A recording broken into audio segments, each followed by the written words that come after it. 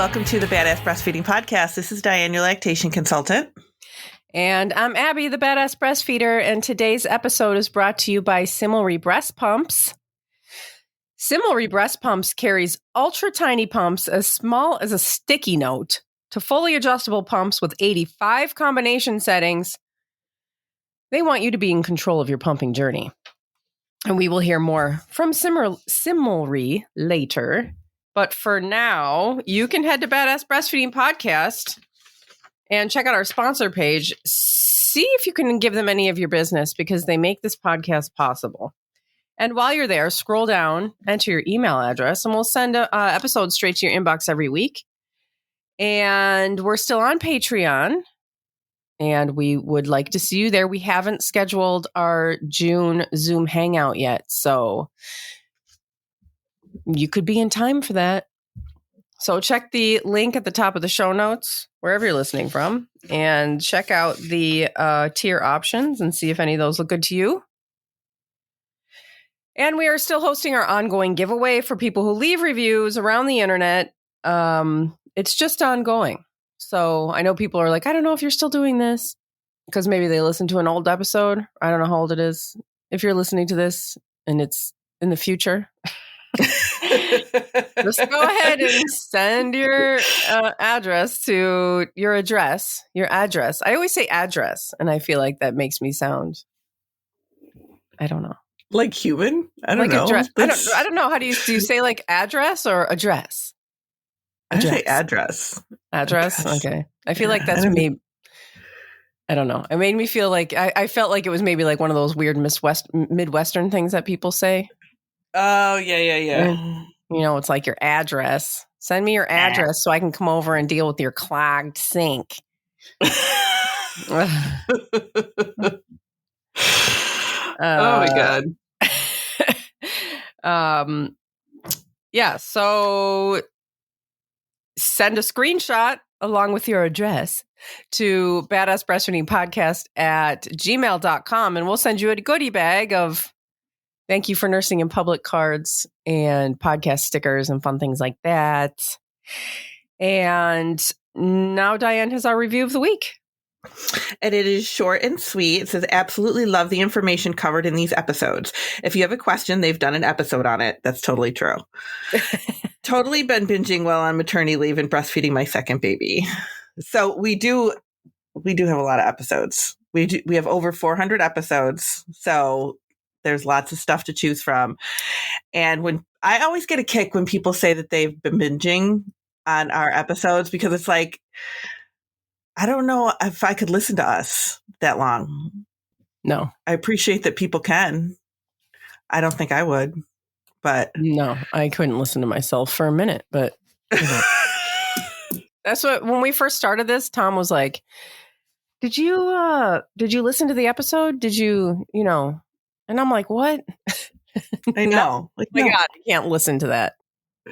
Also, I can't take another 30 minutes to listen to it. But no, I can't listen. I don't want to just listen to myself. And then I'm going to be like, oh my God, wait, can you take that part out? Or wait, let me re-record that sentence. I sound like an idiot. And then no. I listen to them every week when I do the show notes, and that's enough for me. So that's right. You do have to listen to it. Yeah, I have to listen to it. I mean, I get it though. There are things I binge. Like I binge shows all the time. Podcasts. I'm still looking for a podcast to listen to. We wanted to find a true crime podcast. And I found like a one that was advertised as kid friendly. And then it turned out to be like the most incredibly brutal murder spree. Oh my God. And I was like, he was so into it though, but it got like, we got home and we turned it off. And I was like, okay, I don't know where this is going. There were like things I had to explain that I'm like, I don't want to have to explain these things. And then whatever, we got home and then I got in the car and I'm like, well, I'm going to listen to the rest of it. Oh my God. It was maybe you guys know, the beauty queen killer. No, it was not even a very like this guy killed so many girls, and they're like, nobody even like knows about it. Nobody talks about it. He's like not one of the big ones that people talk about. Anyway, why am I talking about murder on our our breastfeeding podcast? Because if anybody has if you know of a show like that where it's like kind of true crime, but like kids can listen to it, maybe it's a mystery, maybe it's like a whodunit, like I don't know. I guess somebody can be killed because they're older now, but like we don't need the details. Right. Yeah.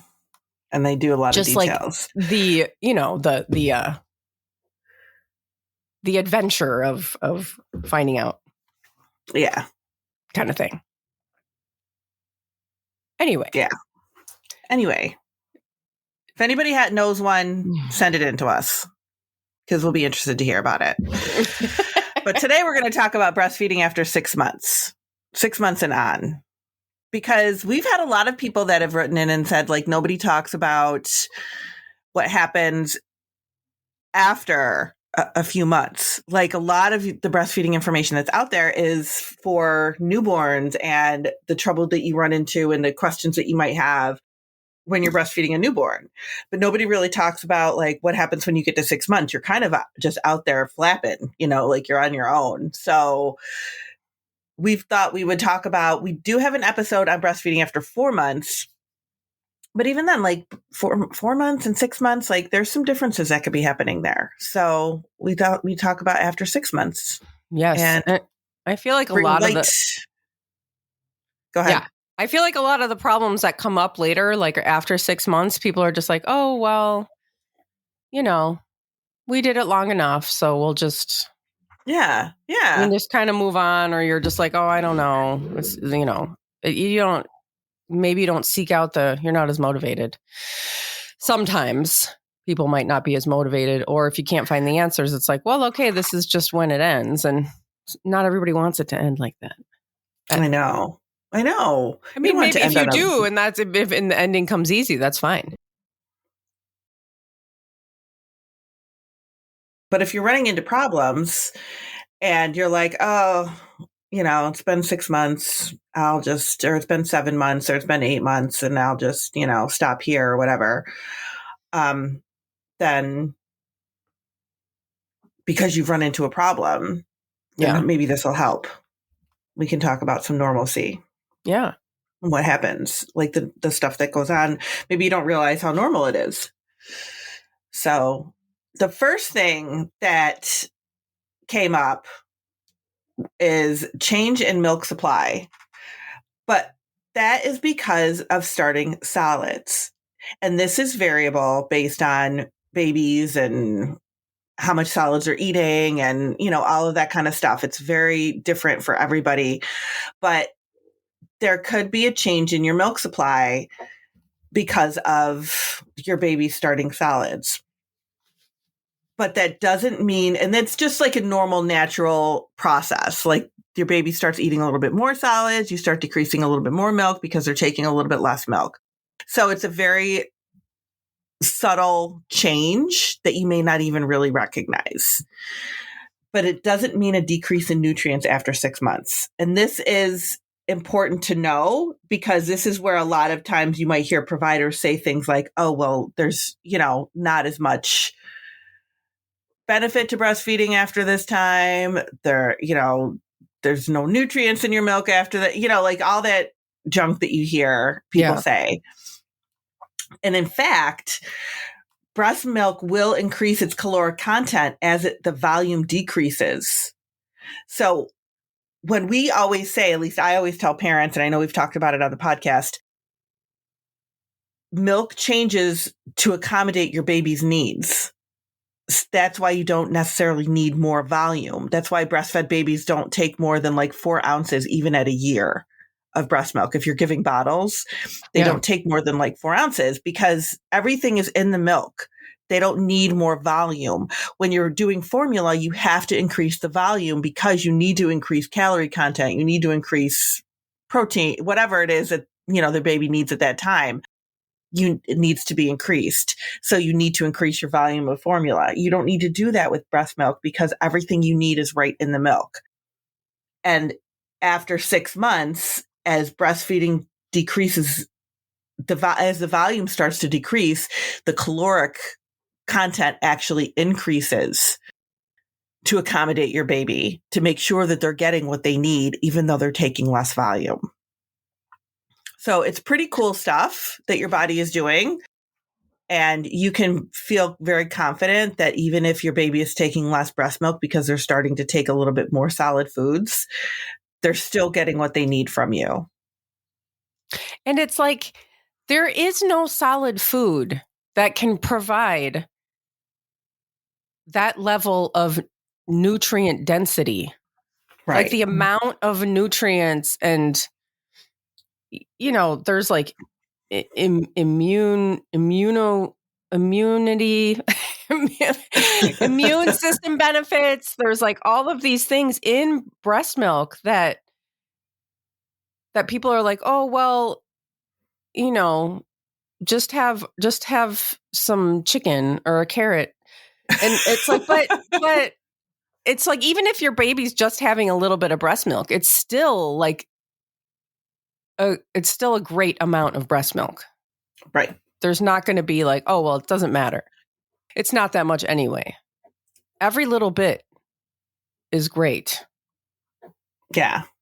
It's definitely is a lot for them. They're going to get value out of it, regardless of the volume of it, of what they're getting.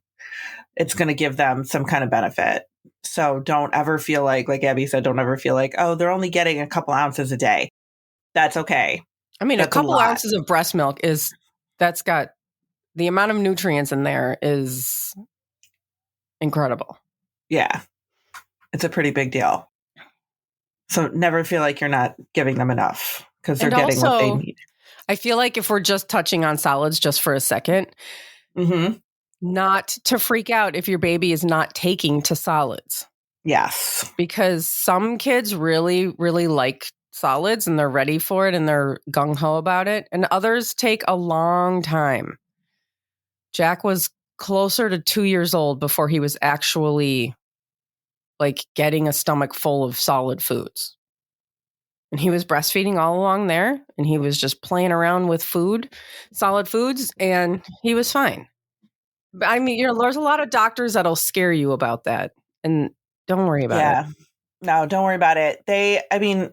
Some are, like Abby said, some are really ready for it and some are kind of like, the one thing to remember, and I thought somebody told me this once and I thought it was really interesting. A client of mine, her mother was a dietitian and said that the amount of food that a baby needs, like we don't realize how little they actually need to have. Yes.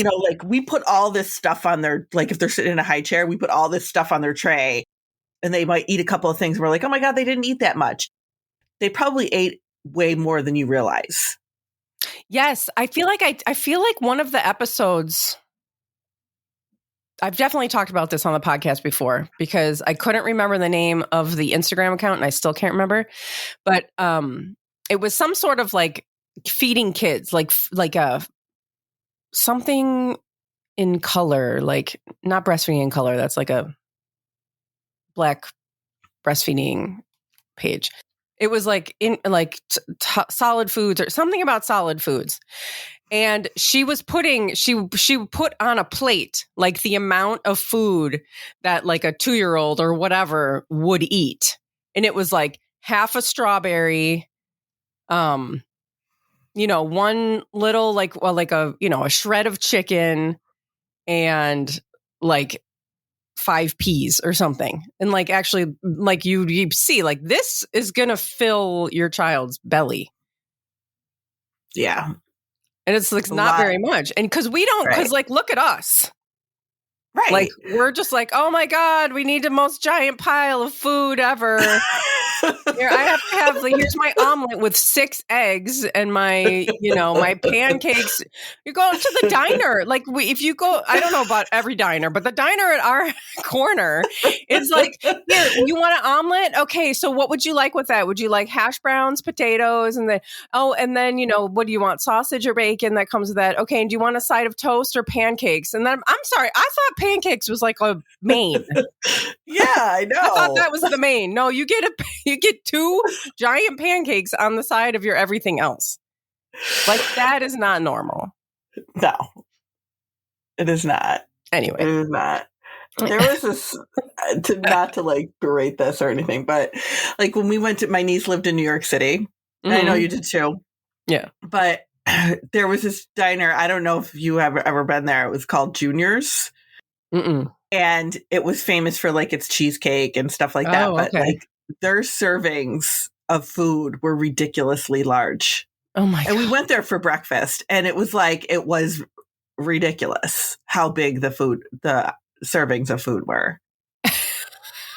And it's like, really, do we really need this? I don't think so. I think this is way more food than anybody realizes. And then you go to your baby and it's like, they eat this little bit of stuff and you're like, oh my God, it's not enough.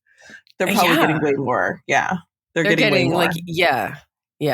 Like we're all overeating. We all eat until we can't walk and we're falling asleep and we're like, oh, like that's normal. I mean, and not to, no hate. I do it all the time. But, you get like, you just get used to like these huge portions that are not normal for your body. I know. It's not. The next thing was biting, and we're not going to like go into this a lot because we just did an episode on biting. So if you want to know more stuff on biting, then go back to that episode. But this is something that you might see more of after 6 months. This isn't something that you're going to see as much of before 6 months. But when we did the biting episode a couple weeks ago, it was based on an email that somebody sent us, and her baby had started biting around 4 months, which I feel like is a little bit early. But if you're gonna see biting, you're probably gonna see it more after 6 months. So really, the bottom line with biting is, your baby, if they're biting, they can't breastfeed. They literally cannot breastfeed because their tongue needs to be down over their gum line in order to engage and suckle and all of that stuff. So if they're biting, their tongue is retracted. So they're actually biting down. So they're not feeding. So you want to they're not feeding. They're not hungry. They're done. Like, take them off. You have to go back to like watching them and trying to kind of get ahead of them. Like, okay, my baby usually nurses for this long. Don't let them doze off. If they start to doze, take them off. If they're starting to like slow down, take them off, kind of get ahead of it before they have a chance to bite down. And go ahead and listen to that episode for more info on biting. But we should probably take a break and then we'll go through the rest. Yeah, let's take a break. We'll be right back. Today's episode is brought to you by Similry Breast Pumps. Similry Breast Pumps wants you to have control of your pumping journey. With a continuous focus on research and development and a team comprised of CLCs, Similry Breast Pumps strives to offer pumps for every lifestyle, from ultra-tiny pumps as small as a sticky note to fully adjustable pumps with 85 combinations. You're in control of your pumping journey with resources like virtual breast shield sizing consults in English and Spanish for free, and an exclusive Get the Right Fit program that offers a third set of breast shields also for free. Similry gives you vital tools for a successful journey. A safe choice for everyone. All Similry pump parts and storage bags are phthalate, BPA, and BPS free. Better yet, Similry breast pumps can be personalized with a fun pump skin decal. See their full pump family at Similry Breast Pumps. That's CIMILRE breastpumps.com. And use code BADASS for 15% off of your purchase after you work with them to see if your insurance will cover your breast pump. And also, when you buy your breast pump from Similry, you will always have them at the end of a phone call. You'll have a human being or at the other side of an Instagram message, they will respond to you very quickly. This is not like some corporation, where you can't get people. These are people who are waiting to help you with your breast pump and with your pumping situation if you're having issues. They will help you. So similarybreastpumps.com, code BADASS for 15% off of your purchase. And you can scroll down into the show notes under this episode, wherever you're listening from, and you'll see the direct link and the promo code in case you can't remember it, because who can do that? And you can also head to badassbreastfeedingpodcast.com, where you'll find our sponsor page, our resources, all of our other episodes, and information about scheduling your very own one-on-one online lactation consultation with Dianne, who can also help you see if your insurance will cover that cost as well. Yes. Yep. Absolutely. Which is also not very expensive and far less expensive than a breast pump. Yes. True. So the next thing that we're going to talk about is a change in how the breasts might feel. So you might not feel as full, and that is normal. The breast might feel softer.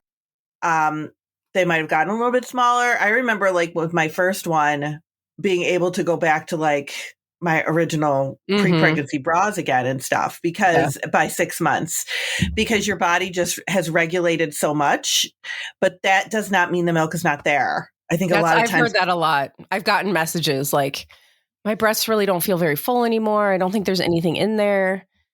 And it's just amazing how much milk is in there. Even when you don't feel it. There's just not too much anymore. Right. You deal with that engorgement and stuff that's not what you want. You want them to feel normal.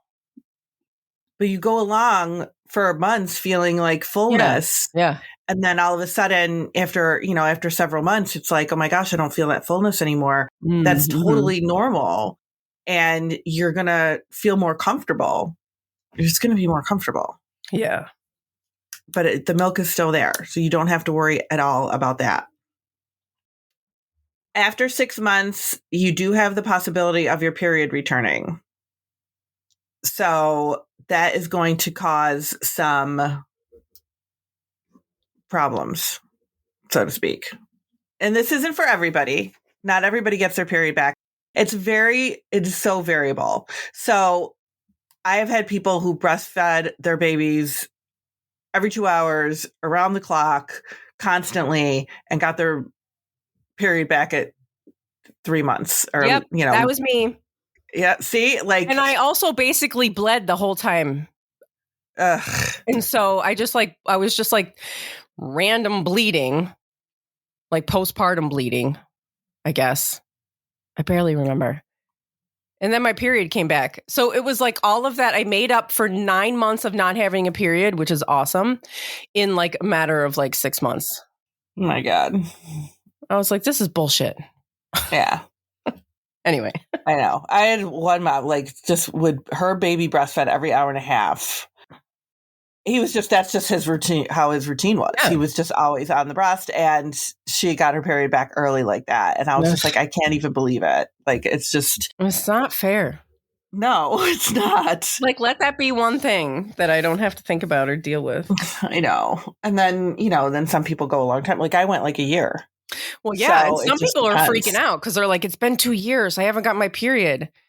Is there something wrong? And it's God, it's so incredibly variable. It's crazy. That's just, I feel like getting your period back after having a baby, that wide range really just shows how different people's bodies are. Oh and we God, can't explain it. You can get your period back at 3 months, or it could be over 2 years where you still haven't seen it. Yeah. It's crazy. Yeah. It's wild.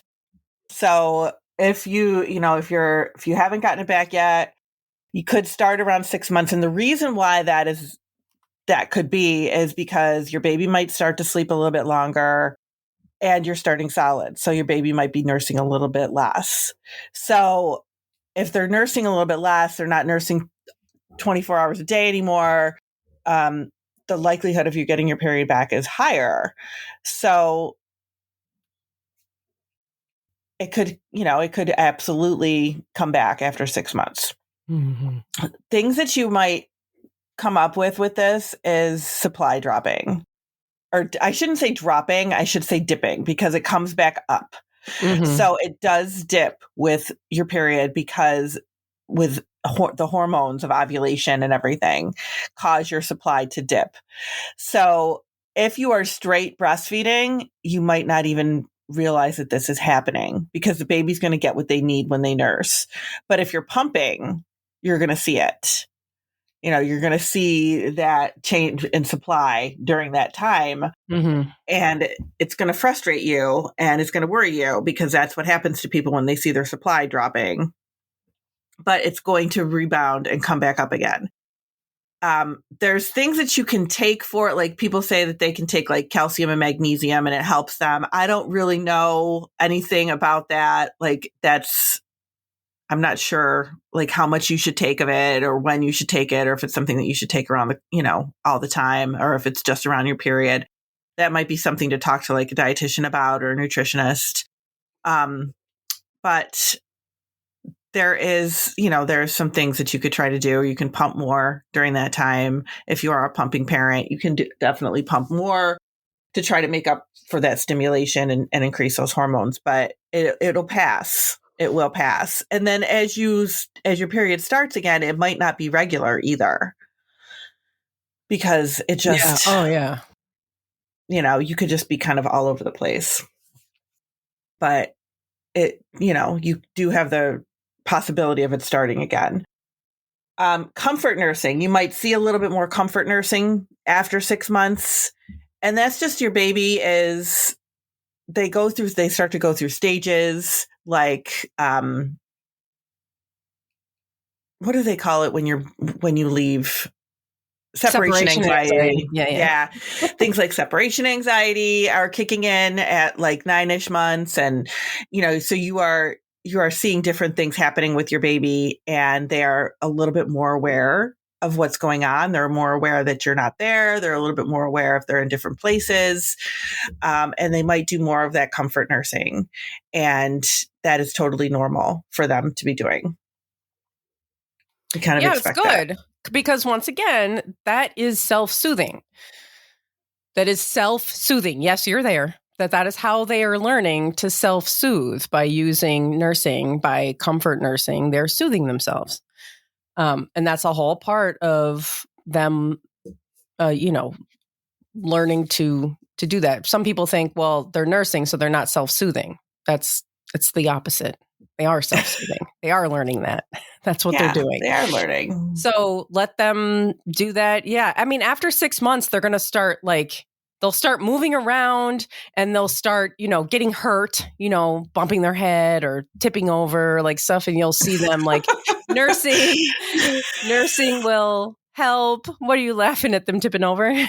Yeah, tipping over. Yeah. They do, because they'll be sitting up, but they're still new to it. So they'll like fall over.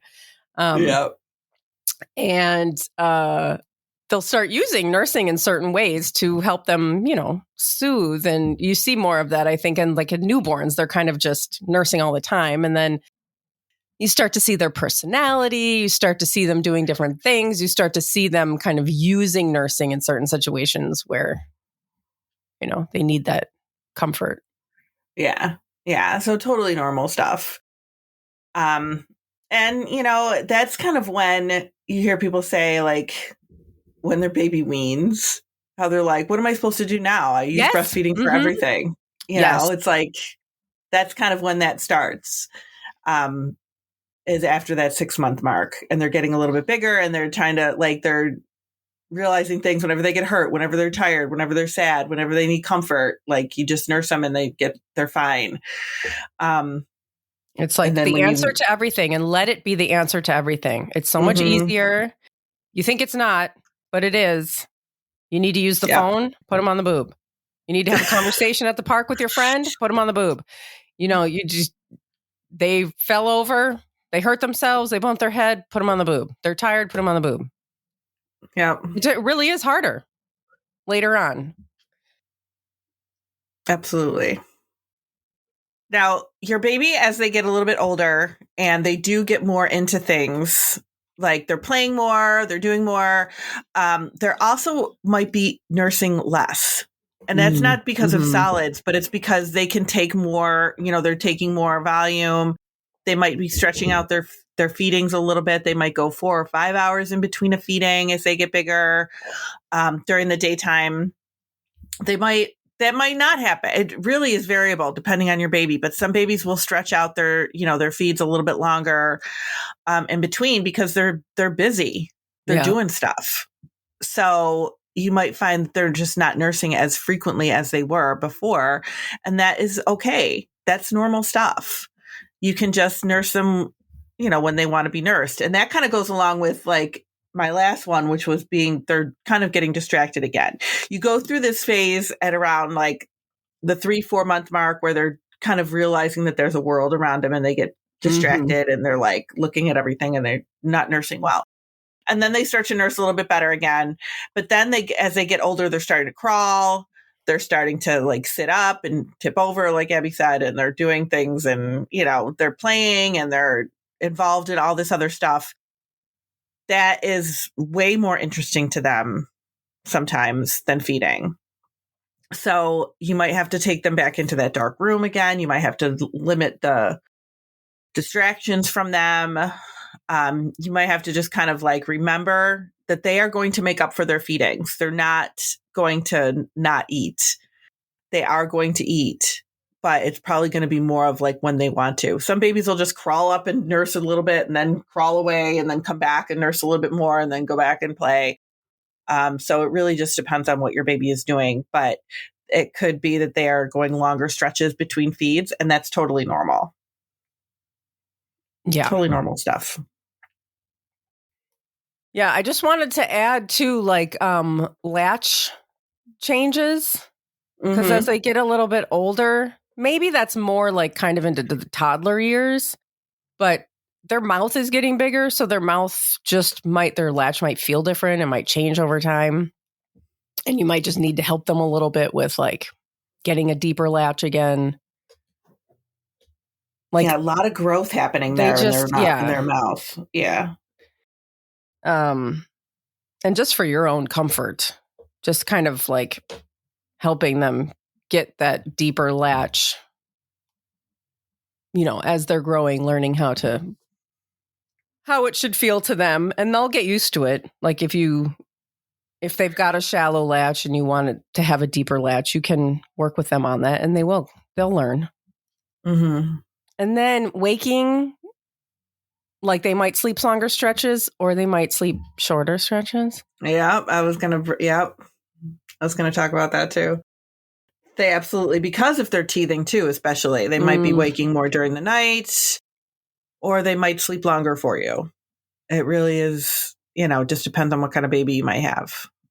And I think it just like not to go on a whole sleep thing because we have episodes about that, but like it really, there's so much going on. Like there's so much physical growth, development. There's developmental milestones that they're going through, their growth spurts, they're teething, they could sick, like they could be sleeping long stretches for a while and then suddenly they're waking constantly. Mm-hmm. And it's just nothing stays the same. They do. A lot of people say, and I know that there's some science behind this too, that as babies are going through these developmental milestones, crawling, walking, that they sleep less. That there's their body is their brain is just working. Yes, and their brain is just like less. on fire. Like it's just so much happening. There's so much growth. There's so much, all of that happening. And it's really hard to sleep. Yeah. So that can start up as well. We wish you a lot of luck with that. There's no magic words. It just means your baby is normal and going through a lot of changes. Not easy for you, but it's kind of cool. They're growing. And they're doing a lot of cool things. Yeah. Have fun. Yes. Enjoy it. Yeah. Oh, okay. Or cry. Or cry. Yeah. That's the other thing you can do. You can just cry and get through it that way. Thanks for listening. Thank you. Bye.